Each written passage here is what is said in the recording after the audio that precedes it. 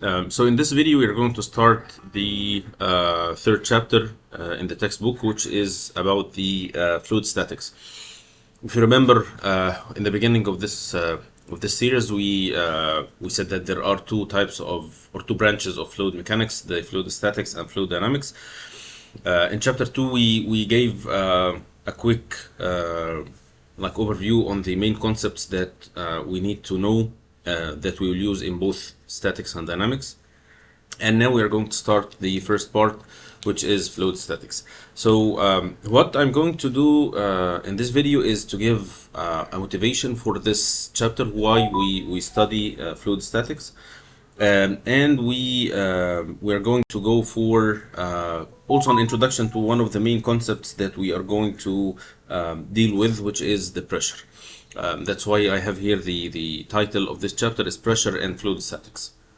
So I'm not going to go into the details of fluid statics. It's just a motivation and an important introduction on the pressure.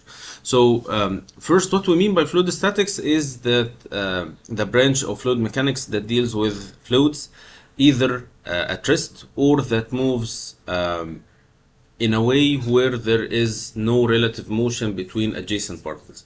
A fluid at rest is easy to understand. It's a fluid at rest, a container that contains water or gas or any fluid. What we mean by a fluid that is moving in such a manner that there is no relative motion means that, for instance, a container, a truck that is pulling a container that contains water. So the water is not going to be flat; it's going to be tilted with an angle because it's moving forward. So as it's moving forward, the fluid is surface is tilted, but there is no relative motion. It means that the bulk of the fluid is moving. Okay, so the whole tank is moving with the water inside it, but the water doesn't have relative motion. The molecules of water or layers of water don't have relative motion. They are moving as a bulk. There is no relative motion of each layer of the fluid to the next. So this is, although it's a fluid that is transferred from a point to another, but it's transferred as a bulk, so we deal with it as a static fluid. For the two cases that we mentioned, either a fluid at rest or a fluid that there is no relative motion, the common thing is that there is no shear stress in the fluid. And this is a very important thing because this is the main difference between fluid statics and fluid dynamics, that we have here no shear stress. As if you remember in the previous or the one before the previous video, when we were discussing the viscosity and why it's high or low in some cases, we said that we deal with the fluid as parallel layers, and that there is shear force between these layers. So for fluid statics, there is no shear force or shear stress between the fluid. The only force that we see in case of fluid statics is the normal force. The normal force is what the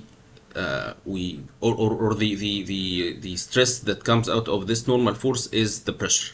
So the pressure is the force per unit area, which has the same units as the stress. So the pressure is the only type of stress that we deal with, which is a result of the normal force, not parallel force. So the important question for me, because I think what makes this whole chapter makes sense for us, why we spend that much time discussing this topic, is that why we study fluid statics. Fluid statics is very important because we deal with it a lot in our lives, and it's one of the things that you might not think it's that important, but it's very important for designing equipment and for planning for different things. For example, for these tanks that we use or we see a lot in chemical plants or anywhere for storage of fluids, whether it's gas or liquid. What we have inside is a static fluid, and we need to know how much pressure that this fluid is going to apply on the walls of this container. Otherwise, you will either design the container with thickness that is not thick enough, So the container will crack and it will collapse and will have leakages and problems, or it's going to be much thicker than what we need, and in this case we are spending too much money on something that doesn't need that much money. So to know how much or what is the proper thickness that you need to use for this container, you need to study fluid statics. You need to know how how much force this static fluid is going to apply on the surrounding. For divers that go in deep or deep in the oceans or in the seas, the containers that they use and all the protective equipment that they use for respiration and for protection, they must be designed to withstand that pressure at that depth. And there are some equipment that are suitable for specific depth. If you go deeper, it's not going to be suitable. How can we tell this? We can tell this from fluid statics. All the vehicles or the submarines or anything that is used to dive underwater, there is huge pressure because these go into very deep into the ocean, or high depth in the ocean. So as it goes down, the pressure is huge. It increases a lot as you dive, or this machine or submarine dives deeper in the ocean. So a very big part of design of this equipment is how thick the equipment would be and how the shape of the equipment would be, or of this submarine would be. The shape that you see that is kind of more like a cylindrical shape is not any random shape. It's designed to reduce the stress on the shape, and because it can withstand more force and more pressure than the rectangular shape or the cubic shape. Anyway, so the point I want to make here is that it's not something that we do for fun. Fluid statics is a very important thing, or topic of fluid statics, and there are a lot of things that depend on this. Without proper understanding of fluid statics, we will not be able to do all the calculations that we need to design all this equipment in a proper way. So now we're going to talk about the next point, which is the only stress that we are going to deal with, which is pressure. Pressure is well known, and it's defined as force per unit area. The force pressure is the normal force per unit area, and the pressure has a lot of units. And this is one of the things that you need to keep in mind, that there are a lot of units, and you need to make sure that when you use an equation that includes pressure, that you use homogeneous units for different terms.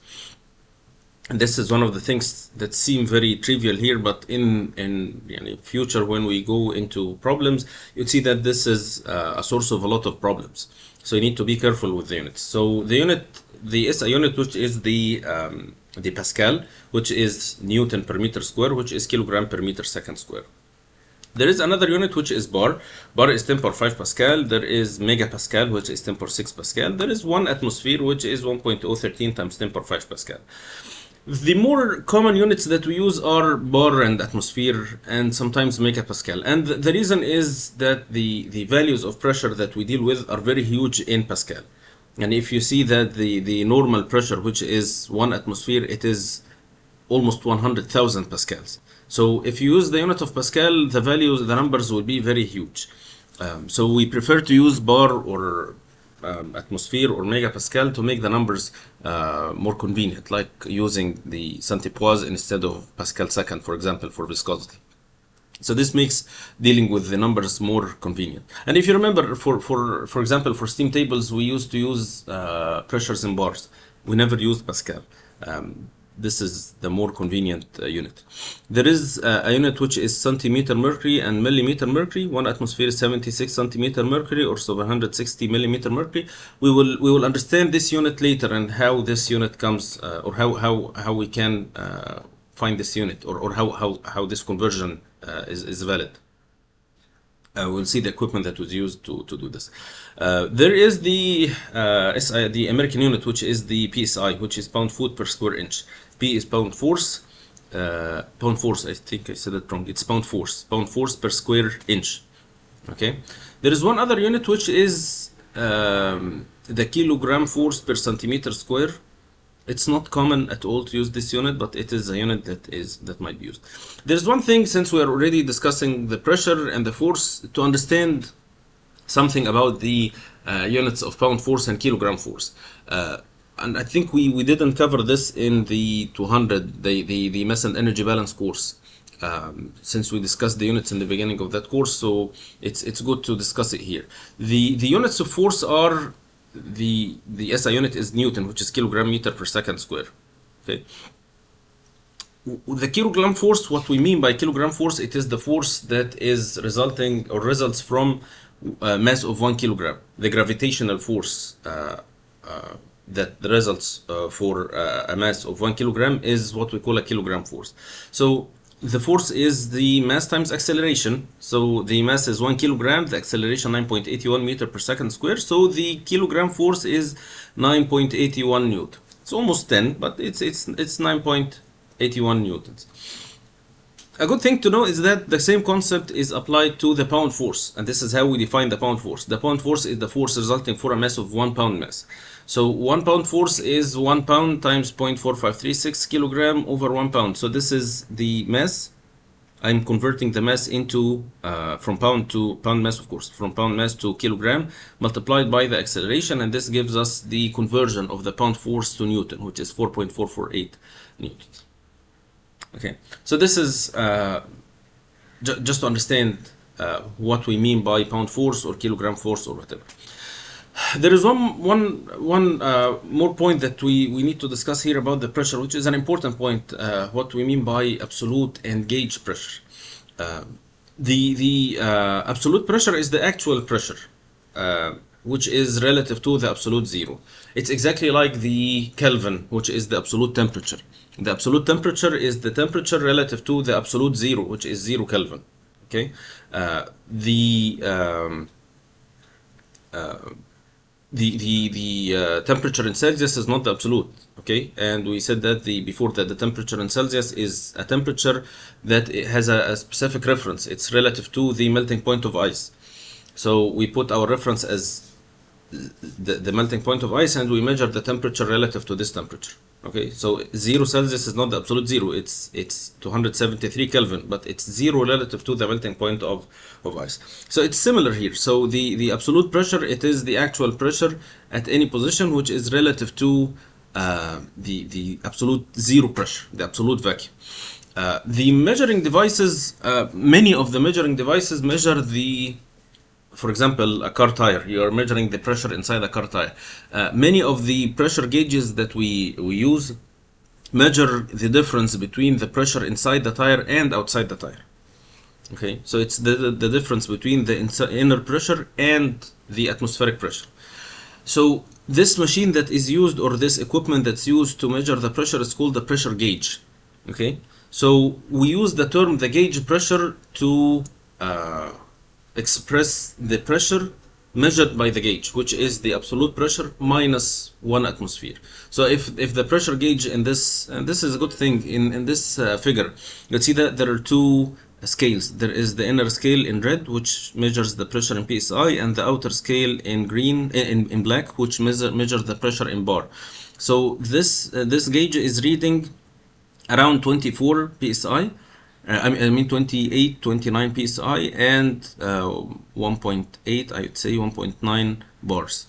Okay, so the pressure gauge, if this is if this gauge measures the difference between the inner pressure and outer pressure, so the 1.9 that is red here, it is the pressure inside the tire minus pressure outside the tire. So it's the difference between them. Okay, so it's not the actual pressure, it's the difference between both. So the outer pressure is almost atmospheric, so we say that it is the inner pressure minus 1 atmosphere. So we call it a gauge pressure for this region. So it's the difference between the absolute pressure and the atmospheric pressure. One thing to notice here is that the zero is to the left, and it measures, or the pressure increases in a clockwise way. So the pressure increases this way. Okay. There is another case which is the opposite. If the equipment is, or the container is under vacuum, which means that a pressure less than atmospheric pressure. So we have another gauge for these cases, and this gauge is called a pressure gauge or a vacuum gauge. Sometimes called a vacuum gauge. Here it says, if you notice here, this says vacuum, and it has two scales, one in inch mercury and in millimeter mercury. You'll notice here there is one very clear difference between this gauge and the previous one, is that the pressure reading goes in a counterclockwise way. It's not all in all the cases, but it's common in these vacuum gauges that it reads the pressure, because it reads what is opposite. It's less than 1 atmosphere. The other way, it's more than 1 atmosphere. So it is measuring in a counterclockwise. The scale is going in a counterclockwise way. So what it reads is, again, it's the how much pressure is less than 1 atmosphere, or the external pressure, which is the atmospheric pressure. So if the atmospheric pressure is 1 atmosphere and this is reading let's say 0.1 bar, then the pressure inside is 0.9 bar. It's the difference between the atmospheric pressure and the absolute pressure inside. Okay, so again, if this is reading 0.1 bar, then what is inside is 1 minus 0.1, so it's going to be 0.9. So it's the difference between or how much the pressure is less than the atmospheric pressure. This is what is actually reading. So this figure is very useful to give a visual understanding of the difference between the gauge pressure and the vacuum pressure. So the red dotted line, dashed line here is the absolute pressure, or I mean the atmospheric pressure, and this blue line is the pressure in the container. In this case, it's more than 1 atmosphere. In this case is less than 1 atmosphere. So the gauge pressure is what is above 1 atmosphere. So this is what the gauge pressure is, and the vacuum pressure is what is the pressure below 1 atmosphere. So it is the difference between 1 atmosphere and the absolute pressure. So this is a good way of seeing the difference between the absolute pressure and the gauge pressure. I mean the absolute pressure, gauge pressure, and the vacuum pressure. Okay. Now, there is one last thing here, which is a general note. It's an important thing here, that we have now different ways of expressing the pressure, whether it's absolute or gauge. The vacuum is not very common, so I'm not going to include it here. So we're just the more common are the absolute and the gauge pressures. The pressure is the default pressure is absolute pressure. So if we are not told that the pressure is gauge, or we are not told that the pressure is not absolute, then it is absolute. So if we have a pressure is equals 2 atmosphere, then the absolute pressure is 2 atmosphere. It's common to put a note in the unit to give an indication whether it's absolute or gauge pressure. So if it's 2 atmosphere A, we add this A at the end to, or ABS sometimes, to tell that this is absolute pressure. If it's bar G, then it's gauge pressure. If it's PSI G, it's gauge pressure. So if we have it, if we have it in the unit, then you have to go with what is in the unit.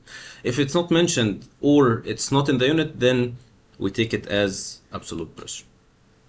So that's all for this video. I'm going to stop here and we will continue next time. See you then.